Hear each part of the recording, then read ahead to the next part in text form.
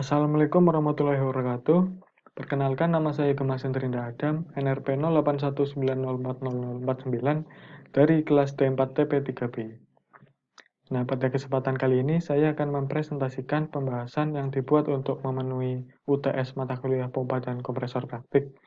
Nah, ada 4 pokok bahasan yang akan kita bahas, yaitu prosedur pengujian dan pengambilan data, kemudian pengolahan data hasil pengujian, karakteristik kinerja, dan yang terakhir pembahasan contoh soal.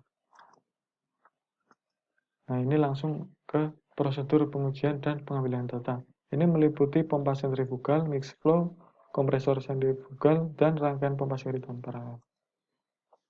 Nah, ini ada prosedur pengujian pompa sentrifugal. Nah, pada prosedur pengujian pompa sentrifugal ini dilakukan secara langsung atau offline, seperti berikut. Kemudian pengambilan data pompa sentrifugal ini berlangsung secara online atau daring. Ini pertama masukkan data setting kecepatan ke speed input ya. Kecepatannya sudah tertera ya, seperti gambar berikut. Kemudian atur slider bukan katup ke bukan terbesar ini ya slidernya. Kemudian run. Tunggu run, nanti akan keluar data seperti berikut. Kemudian dicatat data-data berikut dicatat. Kemudian ulangi langkah 2, 3, dan 4 untuk bukan katup sebanyak 5 kali berbeda. Nah, di sini saya memakai contoh 80%, 60%, 40%, 30%, dan 20%. Kemudian ulangi langkah 1 sampai 5 untuk kecepatan yang lain. Kecepatan lainnya ini. Nah, ini merupakan tabel yang sudah disusun untuk merangkum dari data-data yang sudah diambil. Dan satuannya sudah dirubah juga ke satuan internasional. Nah, kemudian ada prosedur pengujian pompa mixed flow. Ini juga secara offline. Nah, ini sama juga sama yang tadi langkah-langkahnya. Nah, kemudian pengambilan data secara daringnya juga hampir sama. Saya juga memakai bukan katup yang sama, namun speednya di sini sedikit berbeda. Nah, ini juga data-data yang diambil dari yang sudah dirangkum dari pengambilan data tadi dan sudah diubah satuannya. Nah, kemudian untuk prosedur pengujian kompresor sentrifugal juga ini secara langsung ya, ini prosedurnya seperti berikut. Nah, kemudian ada pengambilan data kompresor sentrifugal secara daring.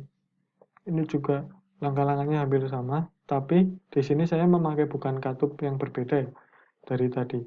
Nah, ini saya memulai yang paling besar ini 55%, kemudian 50%, 40%, 30%, dan 20%. Nah, seperti biasa catat data dan juga nanti dipindah ke tabel seperti berikut. Satuannya juga dirubah ke SI semua. Nah, kemudian prosedur pengujian rangkaian pompa seri dan paralel. Nah, ini bagian-bagiannya sudah ditandai, sudah ada fungsi-fungsinya juga penjelasannya. Kemudian modul ini terdiri dari 3 percobaan, yaitu percobaan pertama pompa tunggal, pompa seri, kemudian kedua 2 pompa seri, dan ketiga 2 pompa paralel. Nah, pompa tunggal ini seperti berikut langkah-langkahnya. Mesin dalam kondisi mati ya, terus atur katup, kemudian jalankan pompa 1, pompa 2-nya biarkan mati karena pompa tunggal.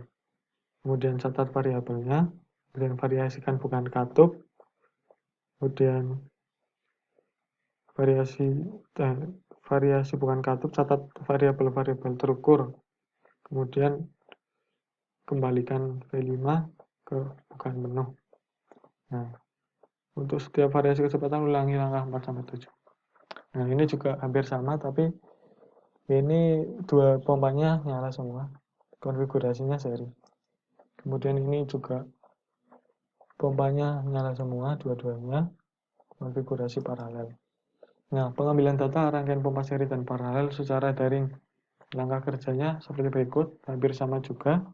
Nah, tapi speednya di sini variasinya cuma 3. Tapi karena jumlahnya pompanya juga 3 ya, berarti kita melakukan percobaan sebanyak 45 kali. dengan 5 bukaan katup berbeda dari 80, 60, 40, 30, dan 20%. Nah, karena pompanya ada 3, konfigurasinya ada 3 ya, jadi ada 3 tabel dibuat secara terpisah juga seperti ini ya, hasil datanya. Nah, kemudian ada pengolahan data hasil pengujian. Yang pertama, hasil pengujian pompa sentrifugal. Di sini saya memakai contoh perhitungan untuk speed 1940 rpm dengan bukaan katup 80%. Yang dihitung itu meliputi debit, kemudian beda tekanan, kemudian ada head, kemudian daya hidrolik, daya mekanik, dan efisiensi. Ini merupakan tabel hasil perhitungan dari formula-formula yang sudah disebutkan tadi. Nah, kemudian pengolahan data hasil pengujian pompa mix flow. Ini juga hampir sama seperti tadi, variabel-variabel yang dihitung ya. Terus ini ada tabelnya, dipindah ke tabel semua ya, biar enak dibaca gitu. Terus untuk perhitungannya itu menggunakan Microsoft Excel. Nah, terus ada kompresor sentrifugal. Ini sedikit berbeda ya dari yang tadi.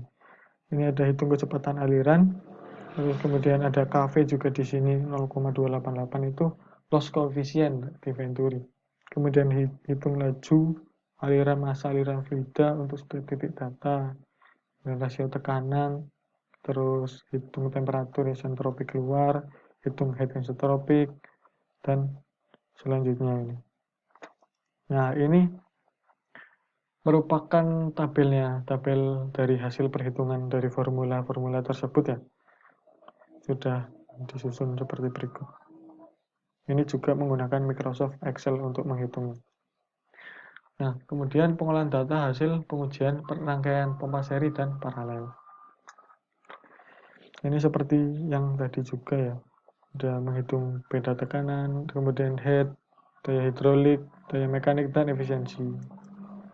Nah, untuk konfigurasi dua pompa seri, ini ada sedikit berbeda karena pompanya ada dua. Ini PM-nya itu ada P1 dan P2 ini ditambahkan sehingga membentuk PM.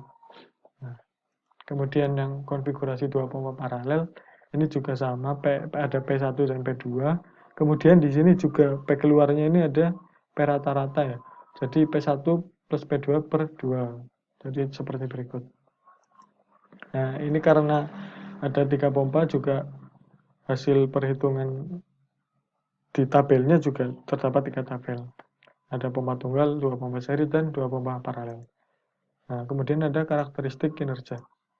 Karakteristik kinerja pompa sentrifugal. Nah, ini kapasitas aliran biasanya diukur dalam aliran pneumatik persatuan waktu pada densitas tertentu. Tidak banyak bagian-bagian yang bergerak, tak ada katup dan sebagainya. Jadi pemeliharaan lebih mudah ya. Memerlukan tempat kemudian jumlah putaran tinggi sehingga memberi kemungkinan untuk pergerakan langsung oleh sebuah elektromotor atau turbin. Kemudian jalannya tenang sehingga fondasi dapat dibuat ringan. Randemen lebih rendah terutama pada volume yang kecil dan daya dorong yang besar. Kemudian dalam pelaksanaan normal tidak menghisap sendiri. Kurang cocok untuk mengerjakan zat cair yang kental, terutama pada bagian volume yang kecil. Nah, kemudian karakteristik pompa mix flow ini merupakan gabungan antara pompa sentrifugal dan aksial. Impellernya pada mix flow cenderung dibuat sedemikian rupa sehingga dapat mendorong cairan kedua arah radial dan aksial.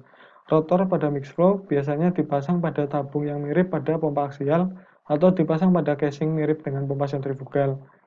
Kemudian pompa aliran campur ini atau mix flow berfungsi untuk menambah tekanan menjadi lebih tinggi dari pompa aliran aksial dan juga menghasilkan discharge yang lebih tinggi dari pompa aliran radial.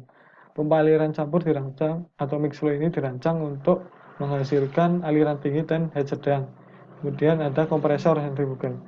Suatu kompresor di mana kecepatan dan tekanan diberikan kepada udara dengan arah radial terhadap shaft fan atau impeller oleh satu atau banyak kombinasi antara impeller dan diffuser. Kemudian kompresor sentrifugal meningkatkan energi fluida ya. Kemudian prinsip kerja kompresor sentrifugal ini mirip dengan prinsip operasi pompa sentrifugal. Kemudian impeller yang terdiri dari hub dan blade dipasang pada poros berputar. Kemudian rangkaian pompa seri dan paralel.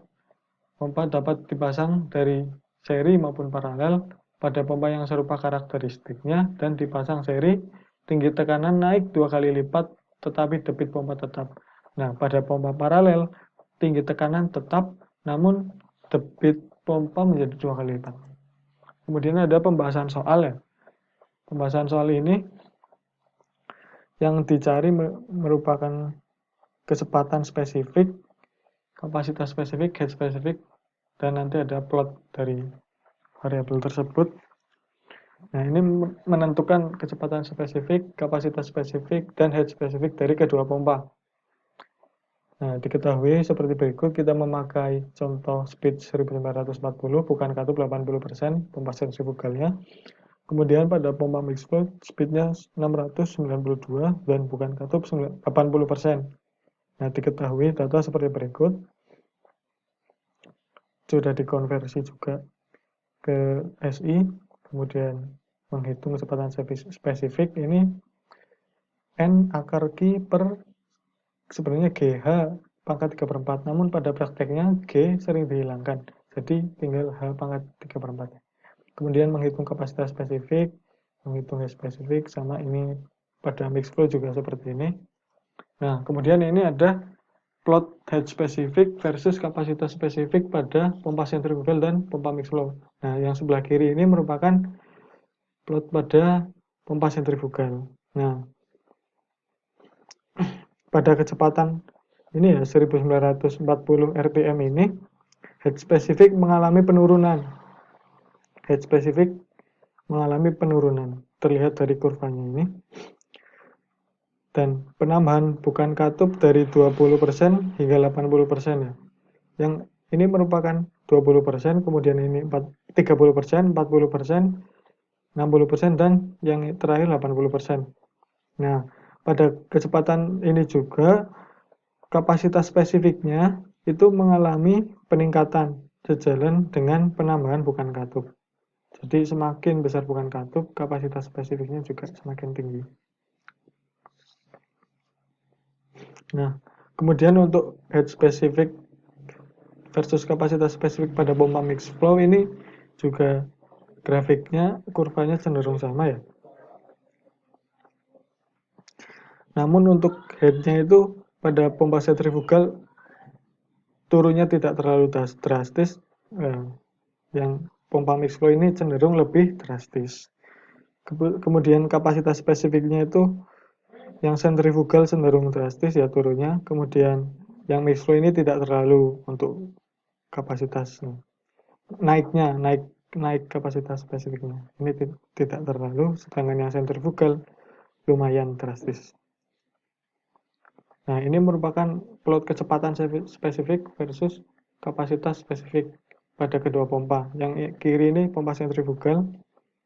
Nah, kecepatan pada kali ini ya, pada kecepatan 1940 rpm, kecepatan spesifik mengalami peningkatan sejalan dengan penambahan bukan katup. Jadi semakin bertambah bukan katupnya, ini kecepatannya semakin meningkat. Yang pertama ini 20, terus 30%, 40, 60, dan yang terakhir 80%. Nah, kecepatan yang pada pompa mixed flow juga cenderung mengalami peningkatan juga. Nah, ini cenderung sama ya naiknya, tidak terlalu drastis. Nah, mungkin cukup pembahasan kali ini. Terima kasih. Wassalamualaikum warahmatullahi wabarakatuh.